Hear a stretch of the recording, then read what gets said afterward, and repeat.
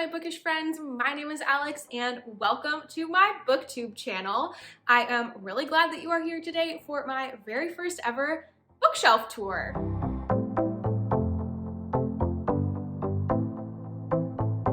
So this is not something that I have ever done before. I hope that you enjoy it. I really don't know what I'm doing, but I will just take you through shelf to shelf and talk to you about how I have things displayed, the books on the shelves, you know, whatever comes to mind. I have a feeling this will be pretty quick. I am not going to pull out every single book and show them to you. And my shelves are actually due for a reorganization here pretty soon. So I thought I would do this now, show you how they are as they are at the moment. This is kind of how I set them up when I first got these bookshelves set up over the summer. And this is how they've been. But now I've acquired some more books and things are getting kind of smushed in places that I'm not loving anymore. So they're due for a reorganization soon. I figured I'll document it and show you this. And then if you enjoy it, I can do another one of these once I get them reorganized. These shelves I got from Home Depot. I will try to link them down below, but I don't know what they're called. I don't know if they have a name, but I really love them. I am super happy with them. They're double wide, so I really only have 2 bookshelves, even though it looks like 4. There's just 2 pieces here, and I'm obsessed with them. They're my favorite. So yeah, let's get into it, and I will show you all my books. Starting off with the top left-hand shelf, this is a YA fantasy shelf. I have the left side Morgan, then the Kiss of Deception Remnant Chronicles trilogy. Then we have Dance of Thieves and Vow of Thieves, which are all set in the same universe. They are different series, but all set in the same universe by Mary E. Pearson, and I have read out of those only the Remnant Chronicles trilogy so far, but I am really looking forward to continuing because I really enjoy this world. And then to the right of those, we have Six of Crows, Crooked Kingdom, King of Scars, and Rule of Wolves, all by Leigh Bardugo in the Grishaverse. I do not own the original Grishaverse trilogy. I have read them, and I have read Six of Crows and Crooked Kingdom, which I loved, and I still need to get to King of Scars and Rule of Wolves, but I really enjoy this shelf with just those 2 different worlds that kind of branch out into different series, so I will probably keep this shelf the way that it is. Moving to the right, we have another fully YA fantasy shelf. We have 3 different series represented here with the Gilded Wolves trilogy, the Rare Bear duology, and the first 2 books in the Children of Blood and Bone trilogy by Tomi Adeyemi, which I will obviously be getting the 3rd book when it comes out, but it is not out yet.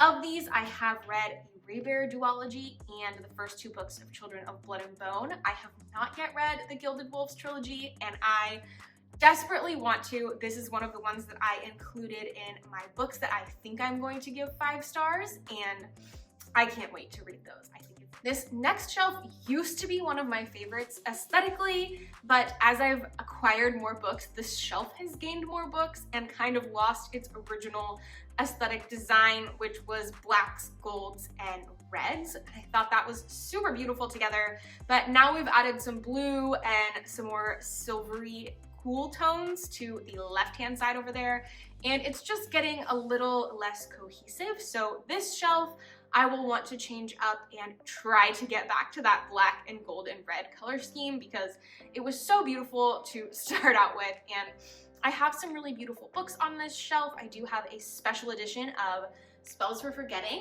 This is the Fairyloot edition of Spells for Forgetting, and it has these stunning sprayed and stenciled edges that I just absolutely love.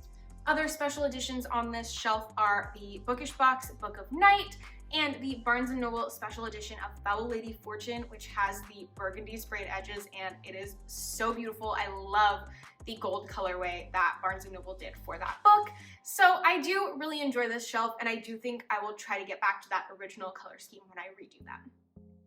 The last shelf on the top row is this one here, which is just kind of a hodgepodge of more YA fantasy books that were kind of a color scheme at one point, but are now kind of just a mixture. We have some really great books that I love on this shelf. Sorcery of Thorns, The Ivory Key, Defy the Night, The Drowned Woods, all wonderful books The Ballad of Never After is one that I am reading currently and talking about in a reading vlog that will be out soon, so keep your eyes out for that one.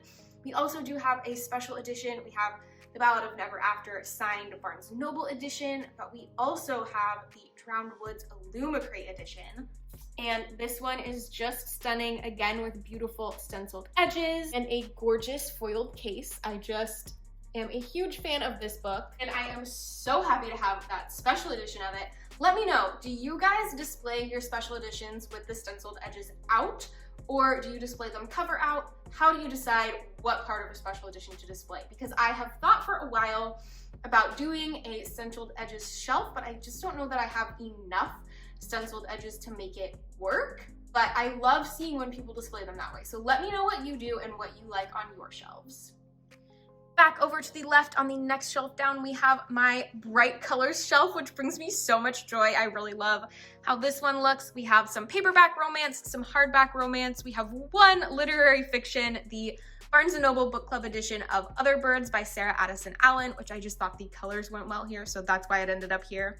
We have some YA fantasy in bright colors and the fairyloot edition of The Girl Who Fell Beneath the Sea, which is one of my most beautiful books that I own. I am completely obsessed with it. These colors are just absolutely everything. It's got the dragon on the edges, which is so cute. And this one has artwork on the end papers that is just absolutely to die for. I mean, can you believe how freaking beautiful that is? So yeah, I am obsessed with this edition. And overall, this shelf is just bright and happy, and I absolutely love it. It is so much fun, and I will definitely keep something like this because it's fun and happy, but also because I don't really know what other books to put with such brightly colored books. I don't know how else to pair them with my mostly darker books that I have. Next up, we have my babies, my pride and joy. This is probably my shelf with my favorite books. It does need a little bit of an overhaul because I'm not loving the way it's laid out right now.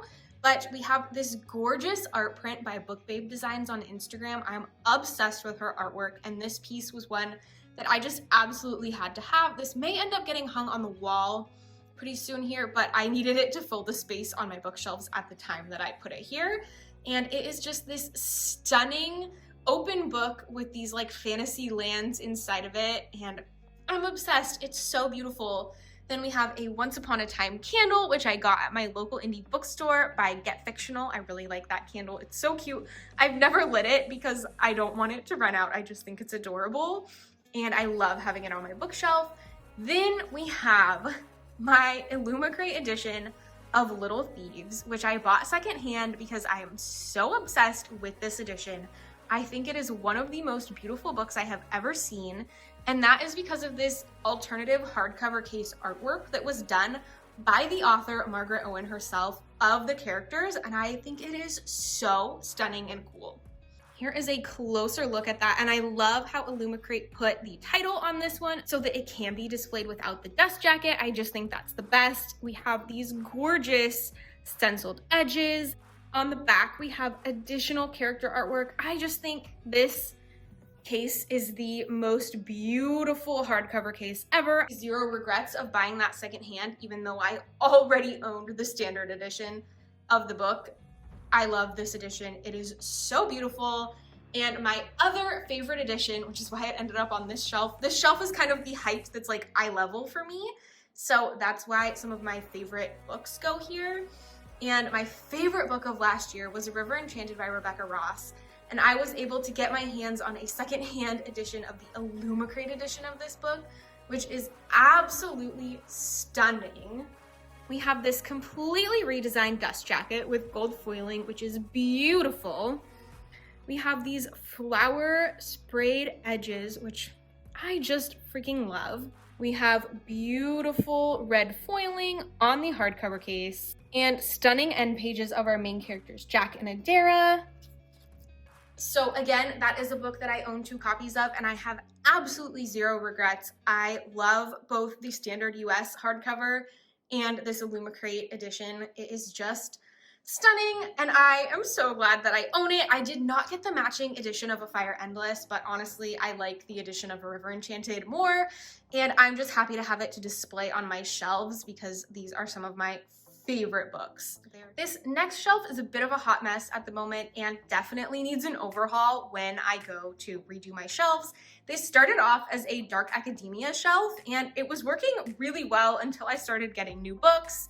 And yeah, now it's just a bit of a mess, but we've got, you know, mostly dark academia themed. Legendborn was kind of pushing it, and now that I've read Bloodmarked, it's super pushing it because Bloodmarked doesn't really have a college setting at all any longer, so those will probably get moved to another shelf, but we do have Ninth House and Hellbent by Leigh Bardugo, If We Were Villains, the gorgeous Fairyloot edition of Babel by R.F. Kuang. I mean, can we just take a moment for those edges? Holy bananas, I love them. And of course, the Deadly Education trilogy by Naomi Novik. So this shelf has a lot of great potential and it was working well, but again, it's just kind of overcrowded. It's got some books that don't quite fit the theme any longer. So we'll have to work on that. But this is also front and center because I do love a dark academia book, and some of these are some of my favorite books. So I'm happy to have this, it just needs a bit of work. And are you even a fantasy girl if you do not have an SJM shrine on your bookshelf?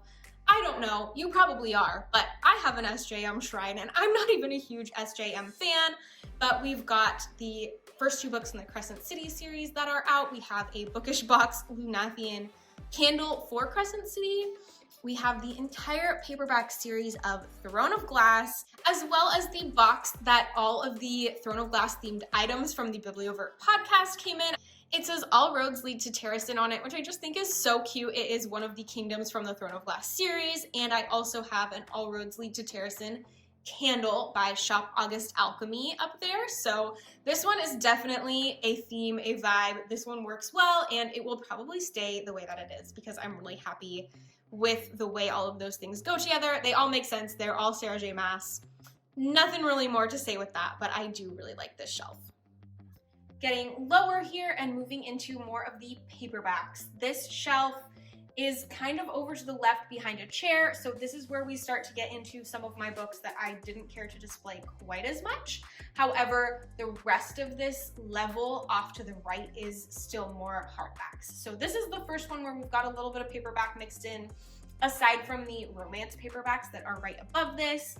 But we just kind of have a hodgepodge of fantasy, young adult, and a couple of those tiny, tiny UK hardbacks, which are both V.E. Schwab. We have Gallant, and we have The Invisible Life of Addie LaRue. Now, on the rest of this level, I did try to do kind of a color scheme. These are all my shorter hardbacks, so most of them are young adult fantasy, possibly all of them.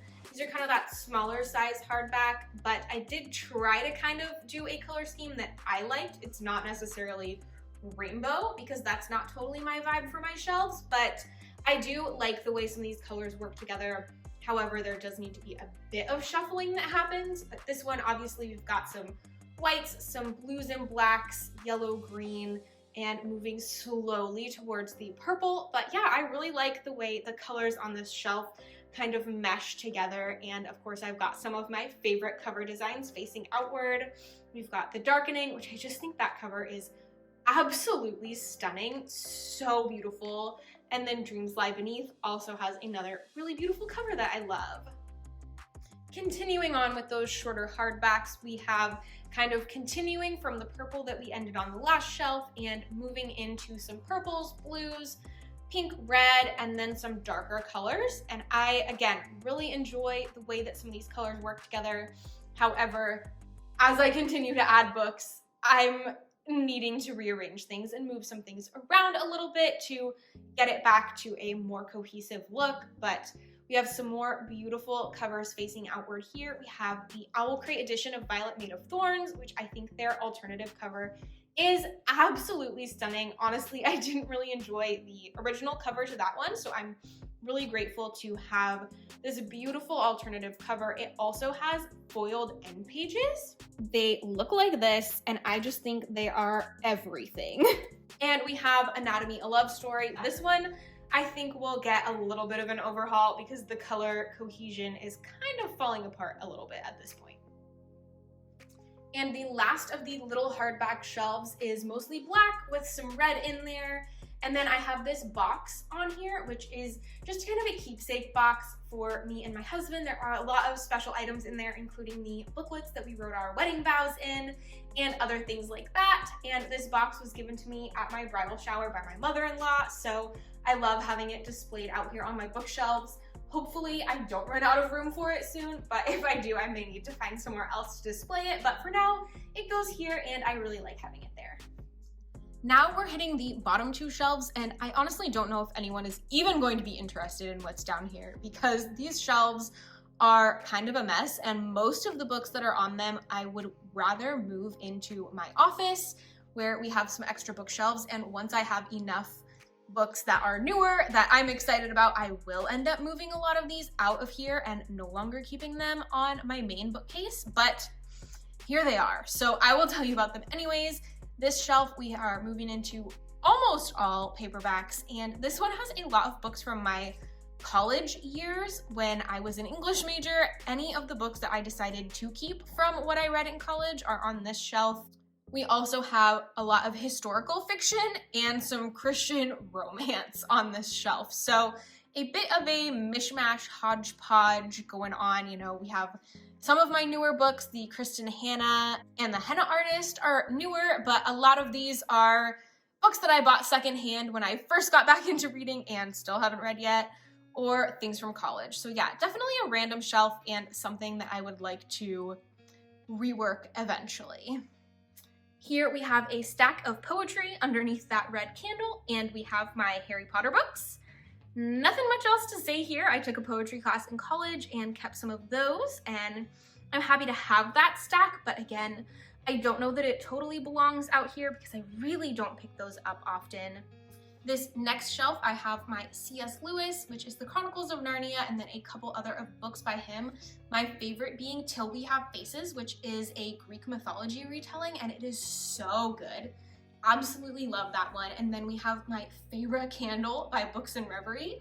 And then we move into my adult paperback books, which are all pretty much fantasy, except maybe one sci-fi there with Red Rising, maybe the 5th season as well. And my one Sarah J. Maas book that is not on my SJM shelf, which is A Court of Silver Flames, because I do not own the rest of this series. This one just ended up down here.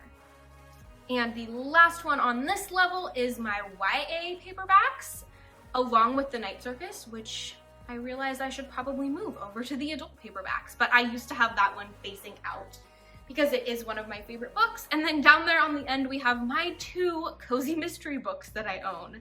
So again, this shelf, a little bit messy. I don't love these bottom ones really at all, but they're there. So I will show them to you anyways in all their messy glory.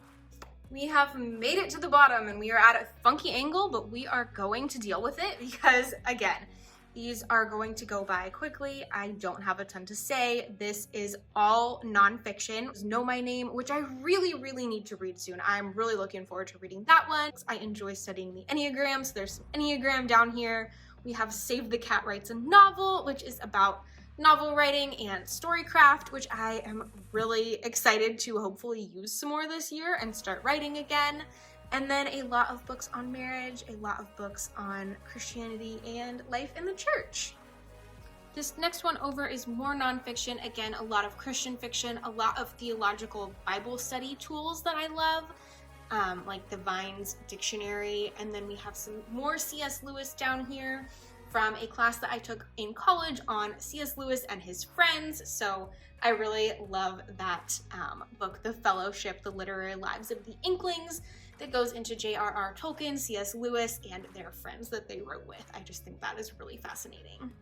This next shelf is my husband's, so I really don't know much to tell you about these books, although, as you can see, my husband is a big fan of R.A. Salvatore. That is most of his books, as well as the Ranger's Apprentice series, are 2 of his favorite series, worlds.